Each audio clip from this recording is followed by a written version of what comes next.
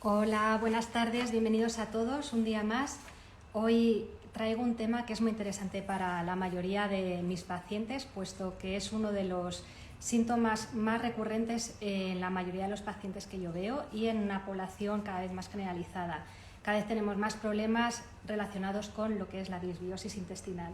¿Y qué es esto de la disbiosis intestinal? Pues es lo que vamos a trabajar hoy en este directo y que voy a compartir con Marisa García Alonso, que está a punto de conectarse. Voy a ver si se conecta ya. La mayoría la conocéis. Marisa, creo que ya te has unido. Me tienes que pedir solicitud. Vale, aquí estás. Bueno, os recomiendo, por favor, que la sigáis. Os dejaré abajo su link, luego en el texto. Ella es farmacéutica. Hola Marisa, ¿cómo estás? Te ¿Qué estaba tal? presentando. Especialista en análisis clínico. Tiene un laboratorio maravilloso que está situado en Boadilla. Hace uno de los análisis más exhaustivos y tengo que agradecer como médico que se dedique a esa parte de los análisis que no ofrecen otro tipo de laboratorios, por desgracia. Por muy buena fe que tengan otros laboratorios, no tienen la maquinaria necesaria para hacer ciertas pruebas que son fundamentales hoy en día para conocer a fondo estos problemas de disbiosis intestinal, de cómo está nuestra microbiota. Así que el laboratorio de Marisa, desde luego, es de referencia. Tiene uno de los laboratorios también los tiene en Madrid y otro en Arroyomolinos, recientemente abierto. Y bueno, aparte es una bellísima persona, es una grandísima profesional y una persona hiper generosa con todo su conocimiento. Creo que es una gran referencia en el ámbito de la microbiota y de todo lo que está hoy en día en vogue y que es importante tener en cuenta para ayudar a los pacientes que buscan otro tipo de asesoramiento que no sea simplemente quitar un síntoma y olvidarse de lo que hay detrás. Así que nada, bienvenida Marisa, muchas gracias por estar hoy conmigo. Gracias a ti, menuda presentación. Bueno, Bueno, también tiene canto y bailo, dile. también, eso también, pero bueno, eso lo dejo ya No, para muchas cosas más. gracias. Gracias a ti, de verdad, por ser una médico tan inquieta, por estar siempre buscando el diagnóstico certero, buscando el origen del problema y acertando. Bueno, pues contigo me lo paso bomba porque siempre buscamos dónde puede estar el quid de la cuestión de cada paciente y eso es muy valioso para ellos porque no lo suelen encontrar en otros médicos, ¿no? O sea, es la cantidad de pacientes que me preguntan ¿a qué médico puedo ir a que me diga qué me está ocurriendo? Y me viene la palabra camino, ¿sabes? Vete al camino. Lo mismo me pasa a mí cuando me preguntan a qué laboratorio ir, porque este tipo de análisis, ¿dónde lo puedo hacer? ¿No? Porque siempre me han dicho que todas mis analíticas son normales. Y eso Eso. es uno de los grandes problemas. Creo que hacemos muchísima iatrogenia los médicos cuando les decimos a los pacientes que están bien porque sus analíticas están normales. Y eso es un error porque las analíticas que hacemos de forma convencional son muy parciales y son muy escuetas. Vemos simplemente pues, las puntas del iceberg. Es pues, a lo que estamos lo que somos capaces de pedir dentro del sistema público de salud o dentro incluso de los sistemas privados, ¿no? Pues hay una limitación en la capacidad de hacer un ahondamiento, ¿no? Un abordaje un poquito más profundo de ese tipo de análisis y el problema es que no somos conscientes de ello. Entonces, al paciente les damos erróneamente la información de no, usted está bien porque su analítica está bien. No, lo que deberíamos es decir, miren, estas analíticas que yo le estoy haciendo no puedo ver qué es lo que tiene, pero usted tiene una clínica que es prioritaria. Nosotros los médicos siempre nos tenemos que guiar por la clínica del paciente y si el paciente no está bien, hay algo que hay que buscar. Porque lo que es normal es o sea, lo que no es normal, bueno, que con el normal y el frecuente es el lío. Lo frecuente es estar mal. Entonces la gente no sabe cuál es la normalidad. La normalidad debería ser estar sano, pero eso es muy poco frecuente. Entonces, bueno, ahí es donde el paciente no debe conformarse, ni el médico debe decirle que, bueno, pues sus síntomas como son habituales, son normales y las analíticas al decir que no aparece nada, pues nada más. Me ha recordado una Ahí se cosa. tiene que comer el propio paciente su angustia de sentir que hay algo que no responde a lo que le está diciendo el médico. Entonces ahí, médicos y profesionales que tengan otro tipo de perspectiva, que entiendan de microbiota, de tóxicos ambientales, de nutrición, de hábitos de vida, creo que son fundamentales a la hora de abordar este tipo de patologías. Y laboratorios como el tuyo, que ofrezcan la posibilidad de hacer una indagación mucho mayor, son fundamentales para nosotros. Para mí como médico, de hecho, muchas veces me pregunta Marisa y yo creo que vamos a revelar un poco nuestra relación, porque me da un poco me da un poco de apuro a veces que los pacientes me dicen, claro, es que siempre nos recomiendas el laboratorio Marisa.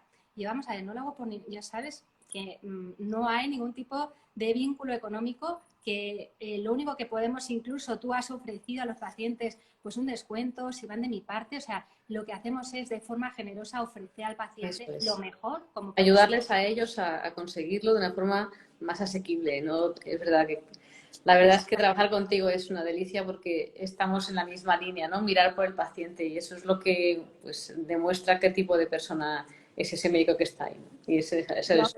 Y tengo que decirte que para mí como profesional, y que es lo que quizá ha generado un mayor vínculo entre tú y yo, ha sido, y que te agradezco aquí públicamente, el ofrecimiento que siempre has tenido conmigo, bueno, y sé que con el resto de profesionales, de ofrecer tu explicación en un momento dado.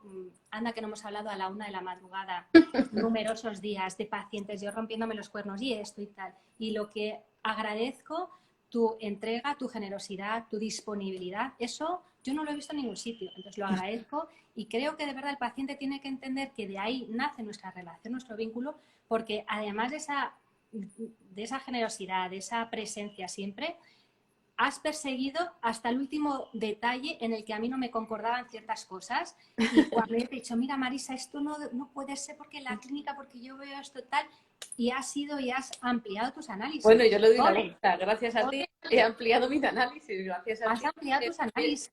Claro, he visto otros parámetros que habría que añadir para poder, digamos, cerrar el círculo, ¿no? O sea, tú has sido clave también para mí. O sea, que aquí es tan mutuo que yo podría estar horas hablando de ti y tú horas hablando de mí. Pero es que en realidad es que nos Pues complementamos. más que por Que tirar tú, flores, ¿eh? yo lo que quiero transmitir al paciente es que en situaciones en las que es difícil entender los resultados de un análisis de disbiosis, que ahora os vamos a contar un poco en qué consisten, etcétera, a la hora de interpretarlos es necesario profundizar en los parámetros porque no es tan fácil. Los análisis de microbiota están hoy en día en pleno desarrollo. Estamos en los inicios de la microbiota humana.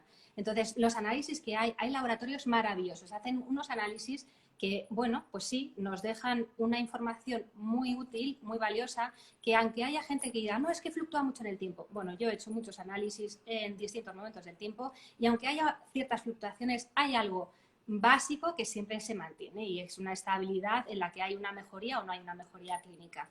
Entonces, ese tipo de análisis nos da mucha información de cualquier laboratorio, pero hay cosas que se nos quedan en el tintero y esas son las que yo he visto contigo y con tu laboratorio, que has conseguido ampliar ciertos parámetros que a mí me han sacado de la duda de un montón de situaciones con los pacientes. Por eso creo que a la hora de invertir en un tipo de prueba de disbiosis intestinal, cuando sea necesaria, que no siempre es necesaria, hay que Claro. pasar por un buen laboratorio, porque si no, sí que es una pérdida de dinero.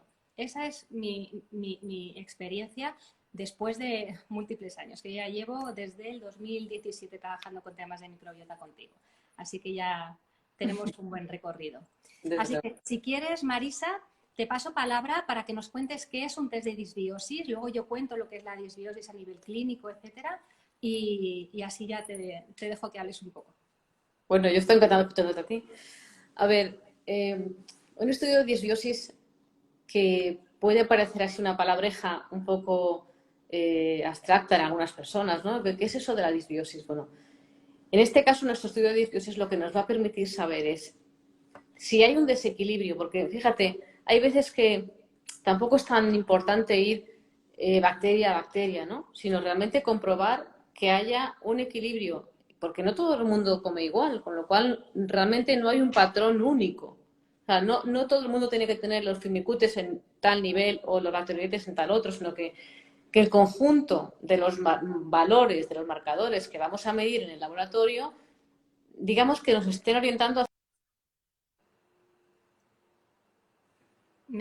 Marisa, no te oigo, no sé si... ¿Me oyes tú a mí? Sí, Ah, vale. perdona, es que justo me han intentado llamar y por el WhatsApp. Como tengo apagado, me intentan llamar por WhatsApp. Qué casualidad a esta hora. Bueno, Qué raro. perdón. Bueno, pues eso. ¿Qué buscamos en un estudio de disbiosis?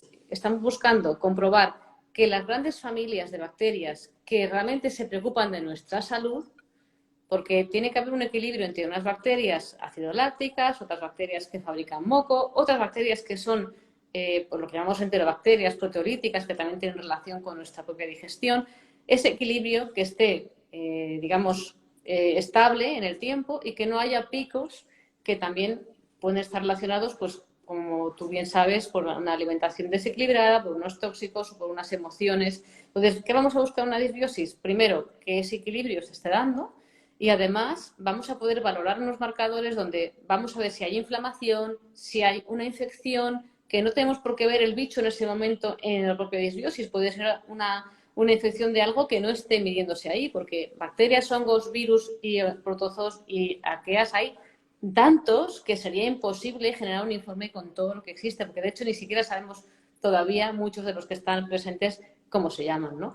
Pero sí que por lo menos al ver que hay permeabilidad, que hay inflamación, que hay a lo mejor unos neurotransmisores en niveles adecuados para que también nuestra gestión emocional, no emocional, sino neuronal, esté equilibrada.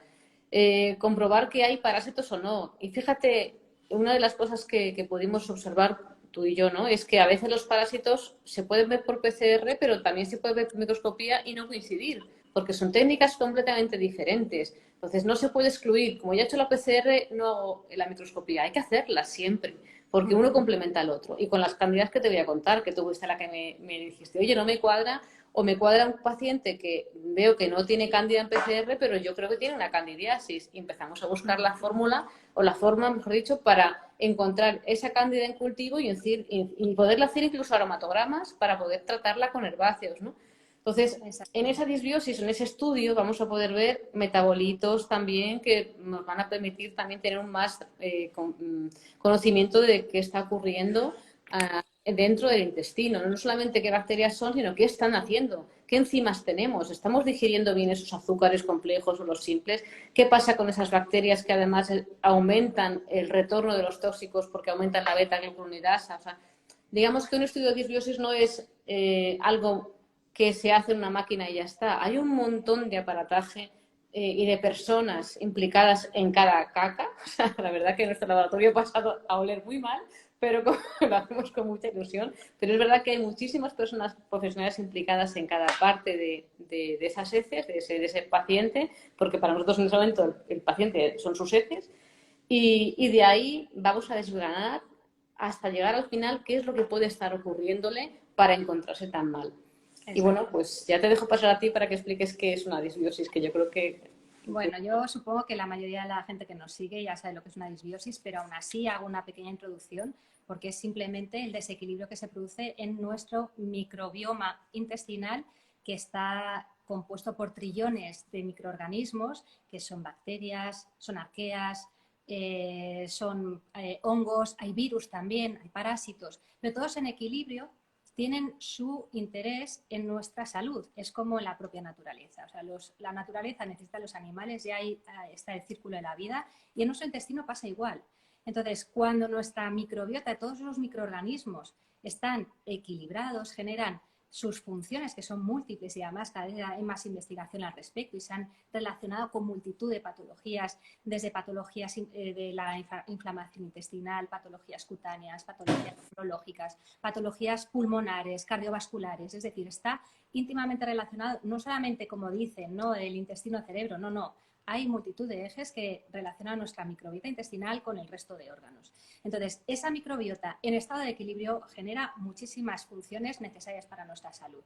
Ahora bien, si por factores determinados, factores externos, que puedan generar una alteración en esos microorganismos, unos decrecen, hay una situación en la que aparecen síntomas derivados de ese decrecimiento, de esa ausencia de microbiota, que pueden ser cepas inmunoreguladoras o pueden ser nutritivas, pueden ser cepas que necesitamos para proteger bien nuestro intestino y que no haya más permeabilidad de la que fisiológicamente necesitamos y genera en ese sentido mayor permeabilidad, una alteración inmunitaria, mayores intolerancias a alimentos, se desencadenan alteraciones también en la secreción de neurotransmisores y tenemos la sintomatología asociada al a lo contrario, en la balanza, cuando unos decrecen, hay gérmenes, hay microorganismos que son oportunistas y que estando ahí en forma equilibrada, cuando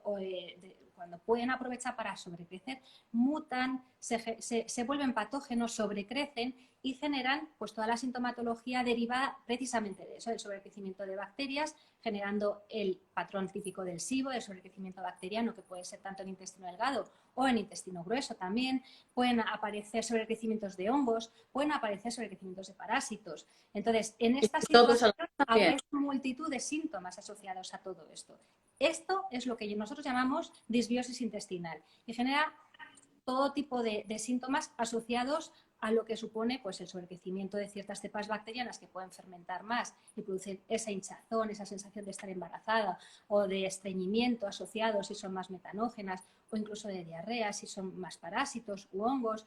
Y además el problema es que no solamente dan síntomas digestivos, sino también pueden dar multitud de síntomas extradigestivos. Entonces, esta es la situación de disbiosis y esta es la que está detrás de, yo diría que el 90% de los casos que yo veo en consulta. Por eso mi insistencia en trabajar con el tema de la microbiota intestinal y de la permeabilidad, porque al trabajarlo, al equilibrarlo, desaparecen multitud de patologías. Entonces, ¿cómo se sabe? Que esto es una de las preguntas que hacían, ¿no? Porque quiero que haya tiempo, sobre todo, para poder dar lugar a tantas preguntas que me habéis hecho.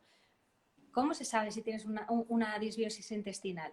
Lo primero a través de la clínica, pero claro, uno mismo a lo mejor no lo sabe, por eso hay que ponerse en manos de un buen profesional que sepa de disbiosis intestinal, porque por desgracia los médicos no sabemos de esto, los médicos no hemos aprendido esto de forma académica.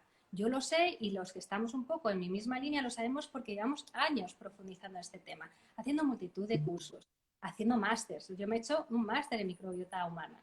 Entonces, no todos los médicos saben de ello. Entonces hay que ponerse en manos de un buen profesional que te pueda orientar o incluso de alguien como Marisa, que son analistas que están especializados en este tipo de patologías y saben, ya huelen, ya saben dónde van y te pueden orientar incluso a la hora de pues pedir un tipo de analíticas. Pero lo ideal es con un profesional médico que pueda hacer ese tipo de valoración, que te pueda orientar. Y un seguimiento.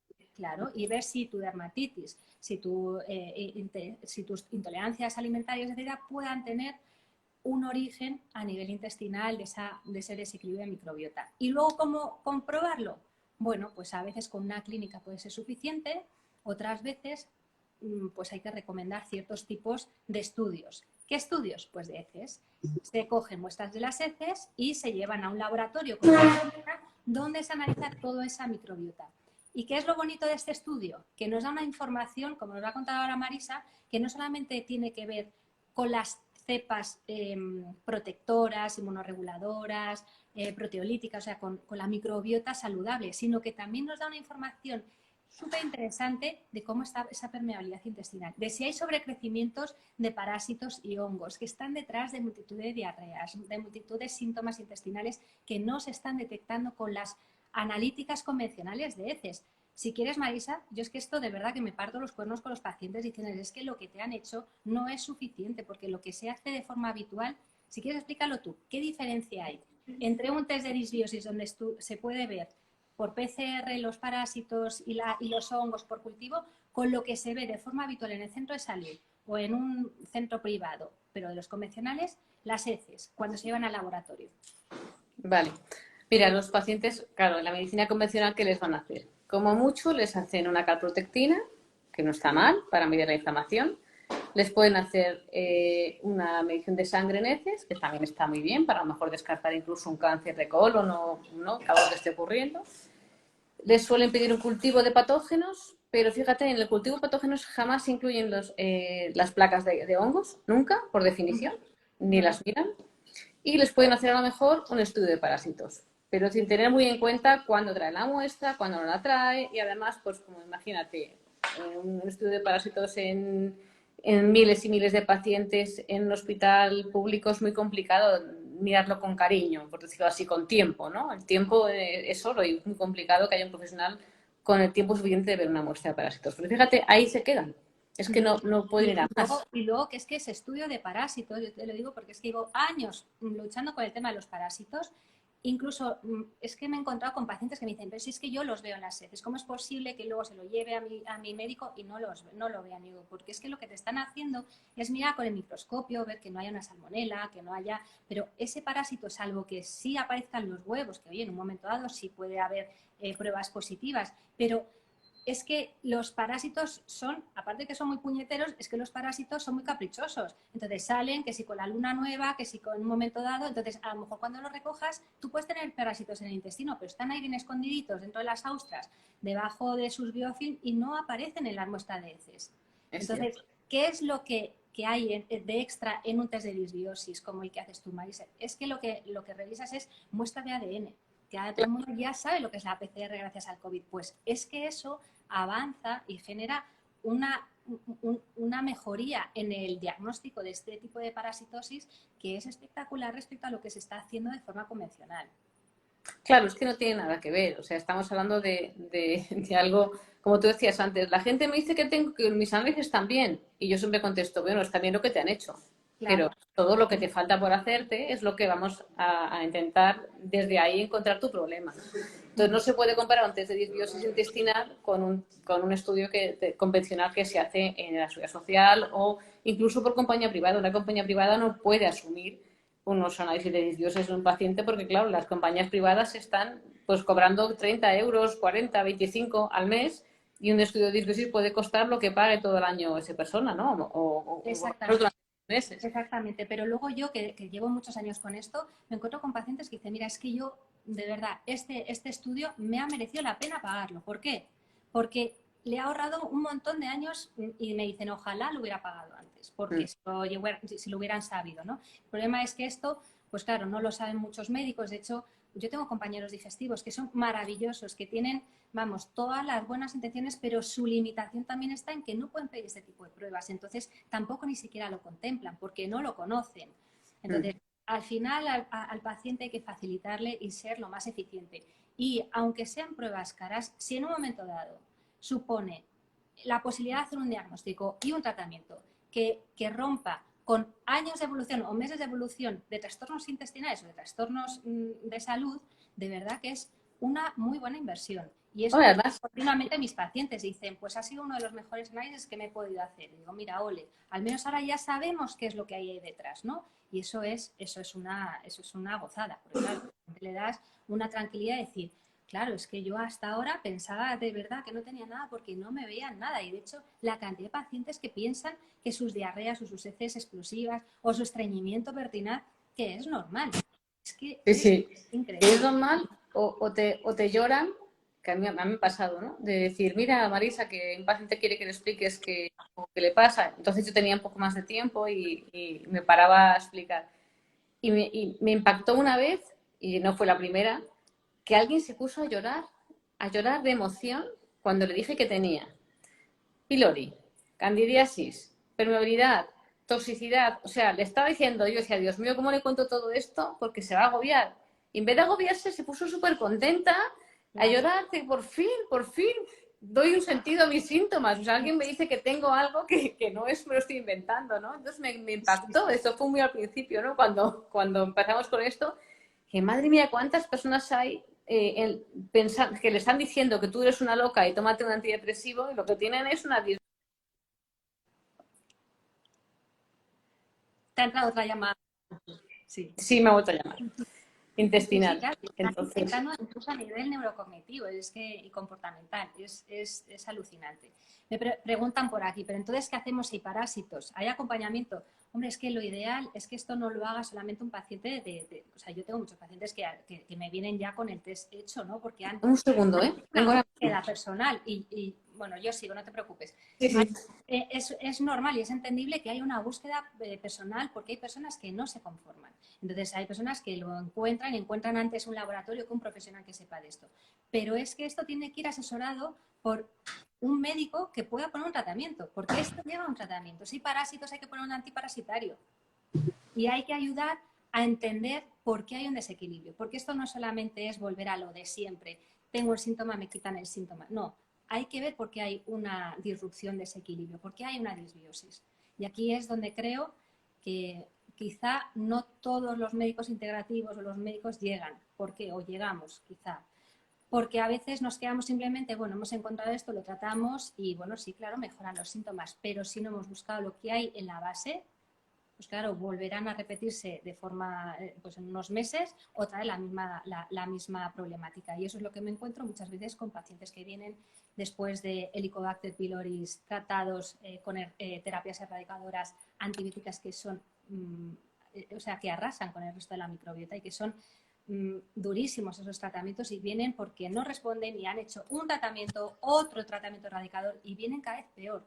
Entonces, me he encontrado con pacientes que incluso con tratamientos que están bien indicados, pero si no vas a la base, si no encuentras cuál es el problema de base, de raíz, lo habitual es que se vuelva a repetir. Entonces, ¿qué cosas hay que buscar? Una de las cosas más importantes que yo siempre reviso en los pacientes son los tóxicos y la cantidad de pacientes que tienen todavía amalgamas en su boca, que está generando ese mercurio que tienen, que están tragando continuamente, está alterando no solamente a la microbiota oral, sino también a la microbiota intestinal. Y esos metales, si además generan esa alteración en la microbiota y aumenta la permeabilidad, están pasando al sistema, que generan muchísima alteración. Los metales pesados son tóxicos y son persistentes, son difíciles de eliminar. Entonces, hay que revisar dónde está el origen, porque a lo mejor el origen está en esas amalgamas. Y anda que no me he encontrado yo con casos de pacientes con este problema de Helicobacter pylori, que no digo que todos sean así, pero por favor, si tenéis Helicobacter pylori, revisad primero vuestra boca, porque yo me he encontrado casos con que al retirar las amalgamas y detoxificar y hacer ese tipo de tratamiento, desaparecen los síntomas del Helicobacter pylori. El Helicobacter pylori también tiene una función detoxificadora, igual que pasa con las cándidas, igual que pasa con los parásitos. Entonces, hay que revisar qué es lo que hay detrás, que puede ser eso, o puede ser una celiaquía no diagnosticada, que las hay así, porque el gluten está generando un montón de permeabilidad, de alteraciones. Entonces, estas cosas hay que tenerlas en cuenta para hacer un asesoramiento global y no solamente decir, me hago el test y ahora qué me tomo. No, hombre, vamos a indagar bien a fondo y vamos a hacer un buen acompañamiento, ¿no? Vamos a ayudar a reestructurar y a restablecer esa salud, esa microbiota y lo que hay detrás, ¿no? Entonces ahí yo creo que lo importante es ponerse en manos de buenos profesionales que sepan de todo esto. Es importante que tengan en cuenta cuando se hacen estudios de disbiosis que lleven metales, que digamos que sería el nivel más alto de los perfiles que hacemos, ¿no? Que el que no aparezcan metales no significa que no estén intoxicados. El que no aparezcan metales puede significar que no estén intoxicados, pero también puede significar que no estén eliminando por un bloqueo de la fase de detoxificación hepática esos metales. Los están acumulando en su organismo y no salen, con lo cual mucho cuidado con alguien que vaya a interpretar que como no me salen metales en las heces es que no los tengo. No, señor. Puede Claro. ser que precisamente los estés reteniendo porque tu cuerpo no elimina bien, precisamente porque además no solamente a nivel hepático hay un problema, sino que a nivel intestinal hay tal problema de disbiosis que los productos tóxicos están retornando y Exacto. recuperas otra vez. Eso es, ahí hay que revisar bien cómo está ese metaboloma, cómo está la glucuronidasa, porque eso puede estar haciendo esa reabsorción de tóxicos. Entonces, hay que saber interpretar. Los análisis no son fáciles, no lo puede hacer cualquiera. Esto lleva un tiempo, ¿no? de enseñanza, un tiempo de interpretación, un tiempo de entendimiento y de experiencia clínica, por supuesto. Entonces, esto no es sencillo. Y los test de disbiosis, si quieres hablamos un poco de cuáles son, porque hay como 3 niveles, ¿no? En el test de disbiosis que utilizamos o que yo suelo recomendar está el básico, está el permeabilidad y está el de tóxicos, ¿no? No, hay 4. Aumentando un poquito la cantidad de parámetros, ¿no? Porque hay 4. Venga, pues cuéntanos un poco para que la gente entienda por qué hay distintos niveles. Vale, el nivel básico es el que van llamando, ¿cómo es posible? Si he puesto A ver, dame un segundo. No te preocupes, Marisa, que eres una mujer muy ocupada y muy demandada, no me extraña. Sí, estoy aquí. ¿He vuelto? Vale. Acabo de... Es que creo que se me había olvidado lo del avión. Bueno, perdón, ¿eh? Eso, sí, no te preocupes. Bueno, tenemos el básico. ¿Eh?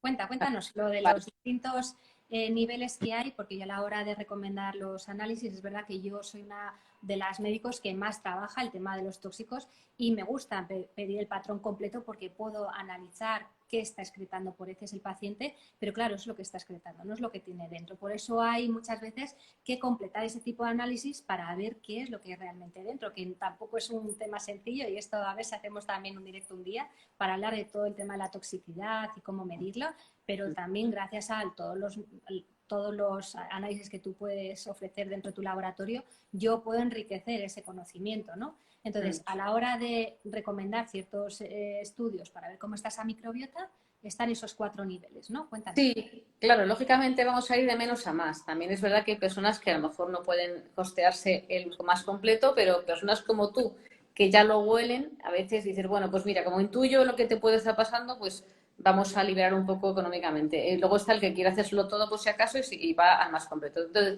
del más básico, que va a hacer todo lo que es microbiología, a nivel de PCRs, a nivel de detección de DNA, y también de cultivos, de todo.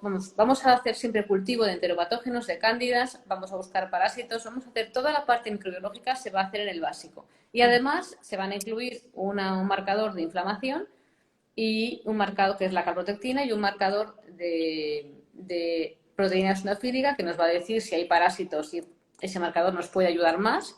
Aparte, por supuesto, sangre en heces, el estudio de la digestión, el estudio de la morfología, el famoso, ¿cómo se dice? Hay la escala de Bristol, ¿no? Que hablabas el otro día en Instagram. Pues vamos a decir si son blandas, si son duras. O sea, vamos a dar ya al médico, por lo menos le damos una orientación de cómo venían esas heces, ¿no? Que a veces es sopa de caca, de otra cosa.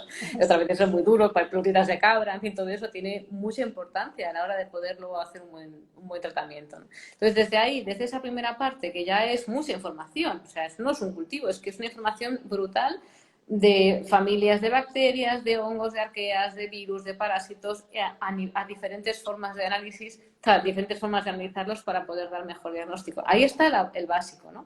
El siguiente ya lo vamos a llamar inflamatorio porque vamos a añadir más marcadores de inflamación, se va a añadir la IgA secretora, se va a añadir la lactoferrina, vamos a poder dar una visión más amplia de lo que está ocurriendo en el paciente. Y en el siguiente paso sería el de permeabilidad, que le llamo el de permeabilidad. Ya vamos a añadir sonulina, la antitripsina también estaba en el anterior, pero damos un paso más para poder comprobar esa permeabilidad. Vamos a empezar a meter ya neurotransmisores y ya en el máximo, digamos, en el top del análisis, se van a incluir ya los metales, como tú bien decías, no solamente metales, sino iones, o sea, todo lo que sería un mineralograma, pero en heces, que también nos va a indicar a lo mejor una carencia de algún mineral, ¿no? Que estemos justo precisamente carenciados y no nos damos cuenta. Pues a lo mejor una orientación del estado de salud nutritivo de ese paciente también lo vamos a poder ver. Y por supuesto los tóxicos, si su metabolismo, o sea, si su hígado está trabajando bien, sí que vamos a poder ver tóxicos en heces, ¿no? Pero mucho cuidado con lo que hemos hablado antes. Y también sales biliares para ver si está haciendo un esfuerzo por limpiarse de algo que a lo mejor no está consiguiendo y hay un exceso de sales biliares. En fin, digamos que... Transmisores también, ¿verdad? Últimamente... Sí, GABA y triptófano, claro. Ya sabemos que el triptófano sí es capaz de atravesar la barrera hematoencefálica, con lo cual si hay carencia de triptófano vamos a tener un problema también a nivel de serotonina cerebral porque no está llegando el triptófano suficiente al cerebro. GABA también nos va a decir un poco qué está ocurriendo con las personas. A lo mejor tienen esa excitabilidad que no saben qué les pasa y pues, a través del intestino también podemos saber qué está ocurriendo gracias a medir esos neurotransmisores, ¿no? No olvidemos que las bacterias son las que nos ayudan a fabricar vitaminas, neurotransmisores y un montón de sustancias que también nos permiten digerir, que se me ha olvidado comentar que en el primero ya están las enzimas, ¿no? La beta-glucosidasa, la alfa y la beta-glucosidasa. Entonces, nos van a permitir saber cómo está siendo nuestra digestión también y esas bacterias que a lo mejor necesitamos reponer, pues poder tirar directamente de las que más faltan a la hora de equilibrarlo, ¿no? Luego, en los 4 niveles vais a tener diferentes tipos de información, pero también el propio clínico va a decidir, o tú vas a decidir cuál necesitas según ves al paciente de frente. Porque según lo ves, estoy convencida que ya lo sabes, porque a mí me pasa. A veces veo a un paciente y digo, yo sé lo que te pasa. A veces no me hace falta ni análisis, porque digo, yo ya lo intuyo, pero claro, es mejor De que lo hecho, vea. había una de las preguntas que nos hacían, que si era siempre necesario hacer un test de disbiosis para tratar. La verdad es que no, porque lo prioritario siempre va a ser la clínica. Lo que pasa es que hay que tener en cuenta la clínica y tener experiencia también, ¿no? Porque Claro. yo ya llevo mucho tiempo y ya veo al final, pues pido muchas veces los análisis para confirmar y para que el paciente Eso no es. diga, Es más, mira, está loca, lo que me está diciendo, tengo una cándida intestinal, pero si eso era solamente la vagina. No, no. Entonces, a veces también a mí me sirve pues para que el paciente se quede tranquilo, también para que de cara a otros profesionales que a lo mejor no están actualizados en esto, pues vayan teniendo interés y vayan viendo que de verdad detrás de los síntomas de sus pacientes había algo. Pero no, no es necesario. Lo que pasa es que luego favorece ir al grano el tratamiento eso. y acertar mucho más, porque Claro, ahora afinas hay muchísimo, mucha completas moda. un montón, claro. O Ahora sea, hay mucha moda, ya sabes, Marisa, mucha moda con el tema de los probióticos, que benditos probióticos, que se está viendo que es mejor que el anti, es mejor el probiótico, ¿no? Entonces, benditos probióticos que nos están ayudando a mejorar muchos temas de salud, pero es que no vale cualquier probiótico. Y es que la gente se piensa, no, pues dame un probiótico. Es que probióticos como dame un medicamento, espera, a ver qué medicamento necesitas, ¿no? Pues los probióticos igual. Hay muchísimos probióticos, hay que ver cuáles son los necesarios para cada caso. Lo puedes saber a través de la clínica, bueno, pues por los estudios científicos que hay ya hoy en día, que sabemos cuáles son los déficits más asociados a ciertas patologías, pero si dispones de un test de disbiosis, eso es algo completamente individualizado. Yo veo un paciente con su test de disbiosis que tiene un déficit de fecali o que tiene un déficit de Akkermansia y sé exactamente lo que le voy a poner, o si tiene déficit de lactobacilos y de bifidobacterias, pues ya sé qué probióticos le voy a dar, porque son esos los que necesita principalmente. No necesita un protocolo, lo que necesita es eso que le falta y hay que saber asociarlo a planes de nutrición y a planes de tratamiento que asocien no solamente el dar lo que falta, sino qué es lo que ha hecho que se desestructure toda esa microbiota. ya Entonces, habrás esta visto. información pues no la da cualquier test. Y estos test, pues la verdad es que a nivel profesional como para mí, vamos, a mí me ayudan mucho a la hora de afinar el tratamiento, pero claro que no es necesario, o sea, no es únicamente necesario, lo que pasa es que facilita mucho el tratamiento mucho más dirigido. Así que Claro, es mucho más concreto. O sea, yo no me refería a que no fuera necesario, sino que una persona como tú ya es capaz de elegir el nivel de disbiosis que quieres hacer. O sea,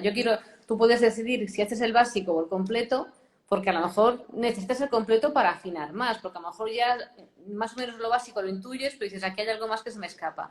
¿Y qué puede ser? Tú en cuanto ves el informe, ya ves al paciente y dices, tú estás estresadísimo, ¿no? O sea, ya empiezas a sacar conclusiones de qué está ocurriendo para luego hacerle un tratamiento más completo, integrativo, no solamente una pastilla, un probiótico, sino, oye, mira, tienes que hacer algo de relajación porque estás estresado, esto te está afectando a la microbiota, tienes agujeros a nivel de mucosa porque, ¿sabes? Tú sola ya lo has visto, la Akkermansia está baja, o sea, es verdad que tú puedes intuir, pero vas a afinar siempre mucho más con un test de disbiosis, sin duda alguna. O sea, eso y luego le dices, claro, es que no me extraña que tengas estas migrañas. El paciente diciendo, pero fíjate, no, o sea, pues no se les había ocurrido, ¿no? Y tú lo puedes decir como hipótesis, pero a la hora de verlo, impacta. Y una de las cosas más interesantes que tiene tu test, y esto lo tengo que decir porque es que es algo que ayuda muchísimo, es que haces un aromatograma, que lo has dicho antes, pero la gente seguro que no sabe lo que es esa palabreja. Y eso es igual que cuando se hace, por ejemplo, un test de orina, un cultivo de orina para ver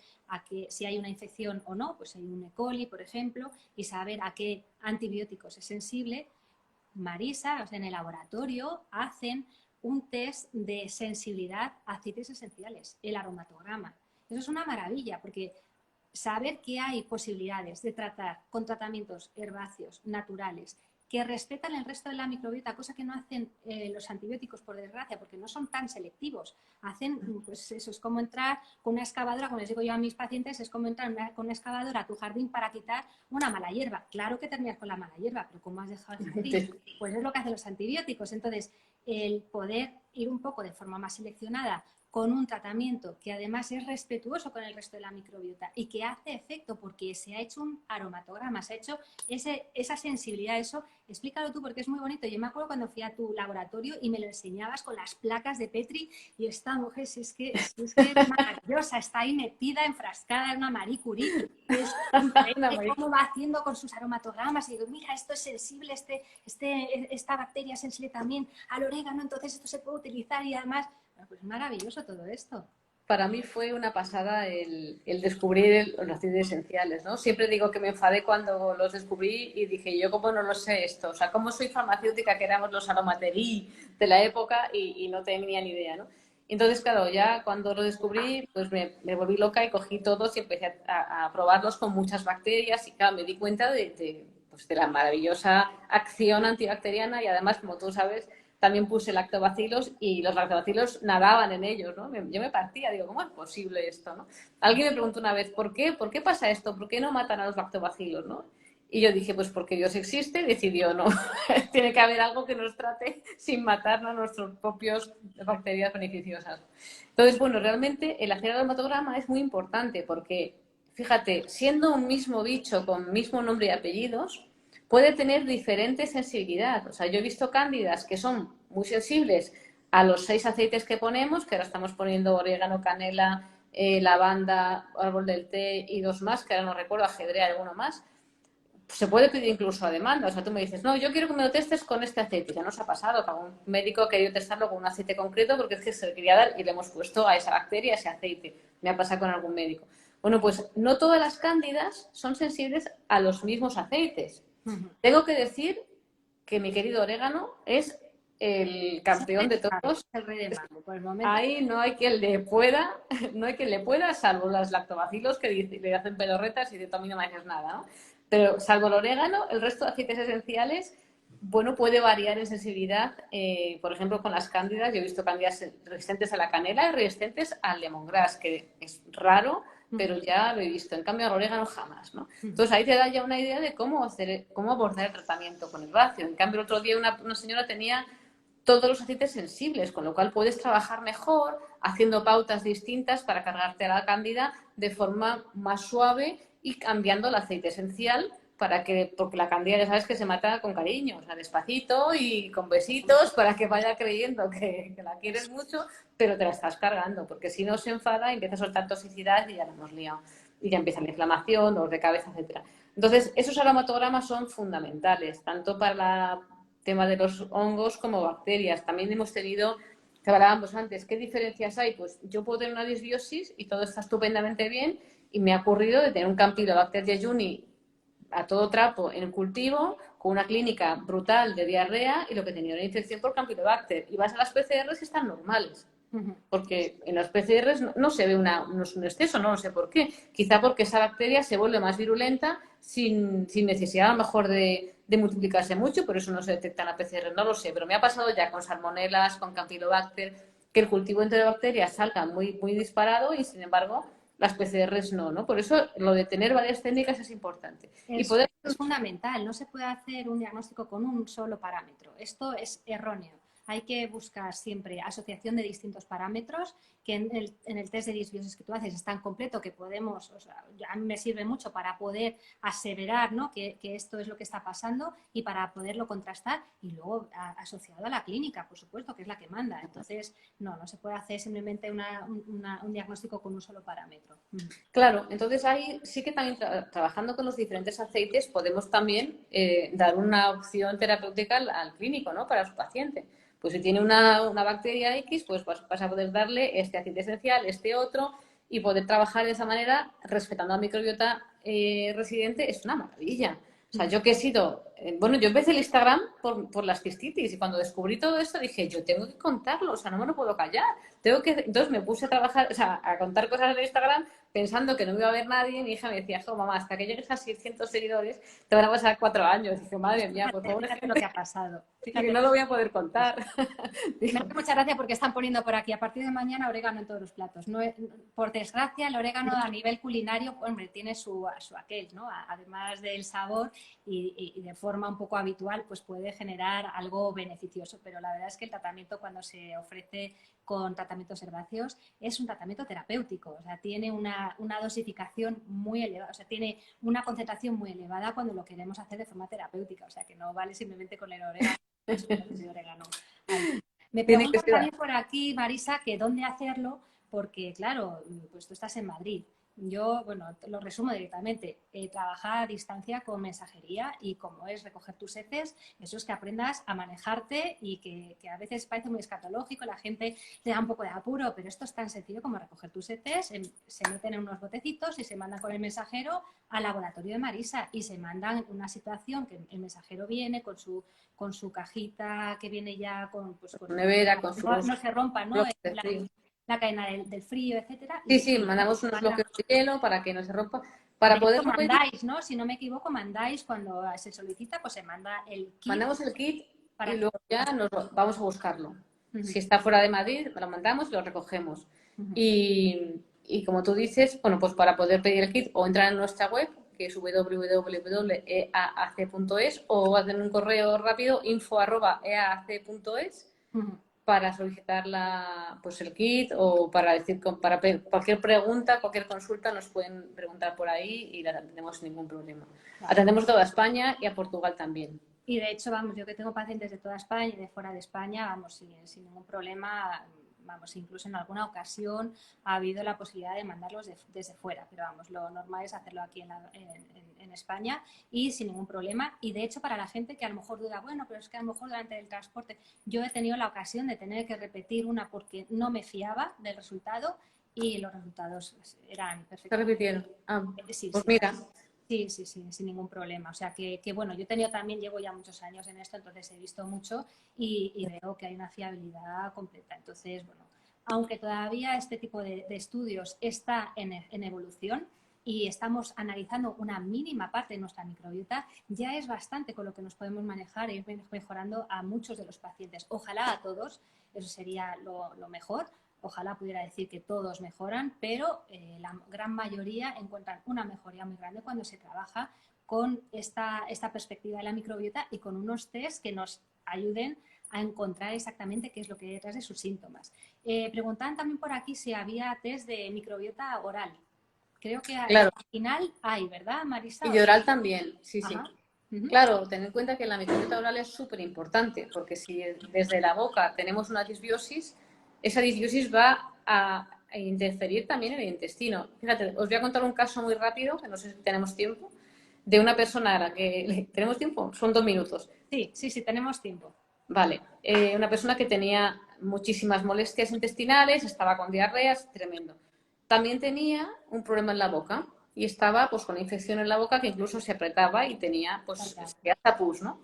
Y entonces, bueno, pues en el cultivo del pus, de lo que había en la boca, tenía un estreptococo muy concreto que no está en el estudio de disbiosis, fíjate lo que te digo, no estaba en las PCRs porque no es no es una enterobacteria, es una bacteria de la boca, un estreptococo de otro grupo. Y tenía pues una barbaridad de esos estreptococos. Sin embargo, en la disbiosis no se apreciaba un sobrecrecimiento bacteriano. No se apreciaba más que por los putrefactivos. Uh-huh. Ya buscas y ya pues hay un sobrecrecimiento porque tengo los putrefactivos altos, pero no veo en las poblaciones una gran cantidad de estreptococos, ¿no? Porque, claro, no se están viendo precisamente porque no son intestinales. Pero sí que le hicimos un SIBO de hidrógeno y metano para, bueno, pues mientras salían los resultados, que tardan un poco, para confirmar y para empezar yo ya, era una persona muy cercana a mí, ayudarla cuanto antes, ¿no? Bueno, tenía un SIBO, o sea, brutal. Entonces, ¿qué ocurría? Que lo que le provocó el SIBO era la bacteria que constantemente estaba tragando sin parar y que llegó a su intestino delgado. Y ahí es donde generó ese malestar, ese sobrecrecimiento bacteriano que no era de un enteropatógeno, sino de una bacteria de la boca. O sea, que hacerse también un estudio en la boca también es importante si se considera, pues en este caso, pues necesario para poder valorar qué está ocurriendo. Hay gente que tiene... No olvidemos la fusobacteria, que es Uf, a nivel oral y que gracias a tu test se puede ver si hay un sobrecrecimiento y la fusobacteria está asociada al cáncer de colon. Entonces, hombre, estamos hablando de cosas muy muy importantes. O serio, sea, sí, estos sí. test que se hacen no son para nada banales, tienen muchísima información.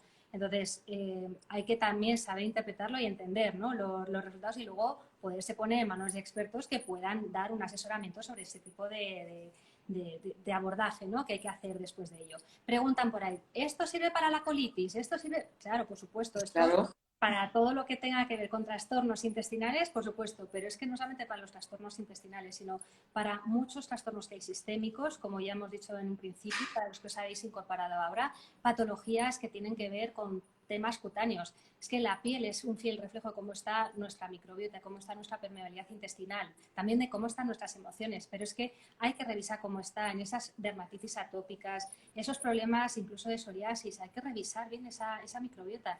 Cómo está, por ejemplo, una rosácea, eso está íntimamente relacionado con el Helicobacter pylori. Entonces, hay que entender las relaciones que tiene nuestra microbiota con nuestros síntomas externos y que pueden venir desde problemas digestivos o problemas de inflamación intestinal, un Crohn, una enfermedad, una colitis ulcerosa, o simplemente un síndrome de intestino irritable con esas variaciones entre diarreas o estreñimiento, pero también problemas cardiovasculares, problemas que puedan tener que ver con un síndrome metabólico, con un problema de colesterol, con un problema respiratorio, los broncoespasmos, esas patologías respiratorias están íntimamente relacionadas con la permeabilidad intestinal. Entonces, este parámetro, por ejemplo, de permeabilidad intestinal, que siempre repito mucho, lo valoramos hoy en día, aparte con la clínica, bueno, pues con la zonulina. Y ese es un parámetro que es muy difícil de encontrar en otros laboratorios. Hay algunos que los empiezan a hacer, pero, por ejemplo, en este test de disbiosis es que también aparece ese parámetro. Entonces, estos test de disbiosis son súper interesantes y nos dan una información súper valiosa, la verdad. Claro, o sea, poder tratar no solamente el grupo bacteriano, porque por ahí hay estudios de disbiosis que yo he visto que solamente te lanzan un montón de nombres de bacterias, pero luego que Claro. si tienes la zonulina, si tienes ya el conocimiento de que hay una permeabilidad alterada, vas a saber cómo tratar, vas a saber por dónde empezar a abordar el tratamiento, ¿no? Aparte de quitarle algún síntoma, pero sí que vas a poder hacer un orden en tu propio tratamiento al paciente. Yo creo que es muy importante saber si hay permeabilidad antes de desintoxicar. Por ejemplo, dice, oye, voy a hacer un detox. Digo, sí, pero como estés permeable, tus tóxicos que sueltas a nivel intestinal mucho metabolo, vuelven a volver, claro. Absorbiendo todo el rato. Sí, sí. Claro, entonces... Exactamente. Hay que ir un poco al fondo de la cuestión y ver cuáles son los factores que están más relacionados con las alteraciones de la microbiota, pues que son principalmente el estilo de vida, también la edad, por supuesto, pues va variando a lo largo de la edad, si ha habido lactancia materna o no, según el tipo de parto que has tenido y, por supuesto, pues lo que comemos, el estrés al que estamos sometidos o no, si hacemos ejercicios, si estamos expuestos al sol, la vitamina D influye directamente en nuestra microbiota, los tóxicos y los contaminantes ambientales que tenemos alrededor. Entonces, hay multitud de factores que pueden estar ahí influyendo y que tenemos que tener en cuenta y que también en tu estudio se ven muchos de ellos, ¿no? Pues como hay factores de estrés que pueden generar una disminución de Akkermansia, etcétera, con lo cual es una información para mí valiosísima y veo unas evoluciones espectaculares en mis pacientes. La verdad es que es una maravilla de estudio. Voy a hacer algunas preguntitas antes de terminar, porque ya estamos casi terminando el tiempo y además nos estamos quedando sin luz, creo. Mira, preguntaban, por ejemplo, ¿el ácido butírico en heces cuando está disminuido se puede suplementar? Claro, es que eso es una de las cosas que precisamente al ver lo que está disminuido tú puedes ir de forma muy directa a trabajar lo que está en ausencia o lo que está deficitario, como las bacterias o las cepas inmunorreguladoras o los lactobacilos o lo que pueda estar un poco disminuido, pues ir un poco de forma más dirigida a ese tratamiento con probióticos en este caso. Por ejemplo, hablan también, una pregunta muy interesante. El aumento de la IgA antigliadina, por eso también se estudia en tu test de disbiosis, ¿qué puede significar? Porque claro, aquí entramos dentro de un tema un poco con esa dificultad que tenemos hoy en día con el diagnóstico de la enfermedad celíaca y que hoy en día solamente se diagnostica con una biopsia, o sea, solamente se puede hacer el diagnóstico anatomopatológico, salvo en niños, que eso hay una pequeña excepción, pero en adultos se hace con una endoscopia y con una biopsia. Pero tenemos algunas veces algunos parámetros que nos pueden ir orientando, ¿verdad? Claro, o sea, por la IgA de gliadina podría orientarnos a una intolerancia no genética. O sea, tú puedes tener unos genes anticelíacos que no sean positivos y, sin embargo, ser intolerante a las proteínas del trigo. Entonces ya tienes una inflamación, ya estás generando, pues eso, un problema intestinal que ni siquiera te lo has olido, porque tú te has hecho los genes y son normales, pero tú comes pan o comes gluten y te pones fatal, porque ya hay una reacción contra esa proteína de gliadina, contra las proteínas, los péptidos del gluten, ¿no? Entonces es importante también para esos no celíacos diagnosticados a nivel de lo que son los genes, que no se les ha podido hacer una biopsia porque, lógicamente, como tú dices, no es algo fácil de hacer y, sin embargo, se les puede decir, oye, aquí hay una intolerancia al gluten, pero no genética, pero que hay que tener cuidado y que por aquí pueden venir muchos síntomas, ¿no? Eso es. Hoy en día ya sabemos que ha habido una variación a la hora de dar la nomenclatura a la celiaquía. Antes se habla de la intolerancia al gluten, no se habla, o sea, es una enfermedad autoinmune, multisistémica. Entonces se habla de que hay una enfermedad celíaca o de que puedas tener una sensibilidad al gluten o al trigo no celíaca. Pero también podemos ver pacientes que tienen mayor permeabilidad debido al gluten, incluso sin ser celíacos, o que pueden estar generando lo que estamos viendo, pues anticuerpos a nivel intestinal contra la gliadina. ¿Esto qué nos está diciendo? ¿Que eres celíaco? No. Por desgracia, hoy con eso no es tan fácil hacer el diagnóstico, pero sí nos está diciendo tu cuerpo, tu intestino está reaccionando ante el gluten. Tú decides lo que quieres hacer, si generar inflamación en tu intestino o dejarlo tranquilo, ¿no? Así que por eso creo que este test da muchísimos valores muy importantes a la hora de interpretar los síntomas y de saber qué es lo que hay detrás de las enfermedades de los pacientes. Y bueno, creo que vamos a ir terminando, más que nada para que no se nos corte el tiempo y darte las gracias, Marisa. Volver a decir, si quieres, un poco dónde está el laboratorio para que la gente te tenga en cuenta, aunque yo lo dejaré luego abajo en todo el texto. Pero vamos, si quieres repetirlo, ¿dónde está el laboratorio, Marisa? Vale, el laboratorio lo tenemos en Boadilla del Monte, el laboratorio principal. Tenemos 3 puntos de estación, uno está en Boadilla, al lado del laboratorio, otro está en Madrid, en la calle Estudiantes, y otro está en Arroyomolinos, en la propia Plaza Mayor. Y bueno, pues en la página web es www y a las 4 letras E de España, Alemania, C de Cáceres.es. Desde ahí podéis preguntarnos, entrar a ver las pruebas que hacemos, mandarnos un email, hacer cualquier tipo de consulta y estaremos encantados de daros solución. Y si sois pacientes de camino, pues ya sabéis que tenéis incluso un descuentillo para ayudaros a abordar pues todo lo que os viene encima, que no solamente es el diagnóstico, sino el tratamiento y bueno, un cambio de estilo de vida muchas veces, ¿no? Eso de comer pizzas y hamburguesas, pues hay que dejarlo para pasar a otro tipo de alimentación en algunas ocasiones, o bueno, que siempre es un esfuerzo económico cuando quieres ir a cambiar el tipo de alimentación y no sabías dónde estaba y tienes que ir a lo ecológico, a lo que es saludable, pero que no es tan fácil de encontrar, por lo menos todavía. Espero que sea el futuro, ¿no? Pero no sé qué opinas tú de eso. Sí, exactamente. Y además lo importante es que el paciente se conciencie de qué es lo que hay detrás de sus síntomas, porque luego el cambio viene en que tiene que hacer un gran esfuerzo y ahí entra su responsabilidad en que todas las recomendaciones que yo pueda dar como profesional pues las pueda llevar a cabo, porque yo puedo decir mucho, pero si no lo hace, pues claro, no hay nada. Y esto no es cuestión de dar la pastillita roja, sino que esto conlleva un esfuerzo durante un tiempo de estar metódicamente tomando ciertos suplementos que ayudan, cambiando la alimentación, hábitos de vida, y esto no es tan sencillo como dar una sola pastilla. Así que el hecho de tener unas analíticas que demuestren lo que hay ahí detrás conciencia mucho más y genera una mayor adherencia al tratamiento. Así que yo seguiré recomendando los test de Marisa cuando los considere necesarios, como sabéis, que lo hago siempre de forma honesta y franca, y desde luego que siempre recomendaré el laboratorio que para mí es de mayor fiabilidad. Y por el momento nadie ha superado. Marisa, muchas gracias. Yo lo recomiendo también a ti porque me parece que eres una médico fantástica, excepcional y única. Así que por el camino nos encontraremos. Muchas gracias, Marisa. Gracias a todos. Un beso muy grande. Gracias por estar hoy aquí conmigo y con gracias. todo Un placer. el público. Un beso a todos. Vale. Chao. Vale.